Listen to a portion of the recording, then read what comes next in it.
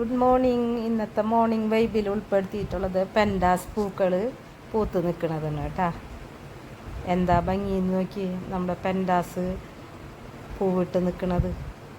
ഇതെല്ലാതും വിത്ത് പൊട്ടി മുളച്ച് ഉണ്ടായ തൈകളാണ് ഇപ്പോൾ ഈ പൂവിട്ട് നിൽക്കുന്നത്. പെൻഡാസ് വിത്ത് പൊട്ടി മുളച്ചിട്ട് തൈകൾ ഉണ്ടാവും. നമുക്ക് പിന്നെ കൊമ്പ് മുറിച്ച് നട്ടും തൈകൾ പിടിപ്പിക്കാം.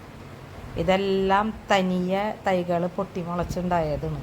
ഇതിൽ വേറൊരു പ്രത്യേകത, ഇങ്ങനെ ഉണ്ടാവുന്ന തൈകളിൽ പൂക്കൾ അധികമായിട്ട് വരും. അതിനൊരു പ്രത്യേകത. ഇഷ്ടം പോലെ പൂക്കൾ ഉണ്ടാവും കേട്ടോ ഇങ്ങനെ വിത്ത് പൊട്ടി മുളച്ചുണ്ടാവുന്ന തൈകളിൽ.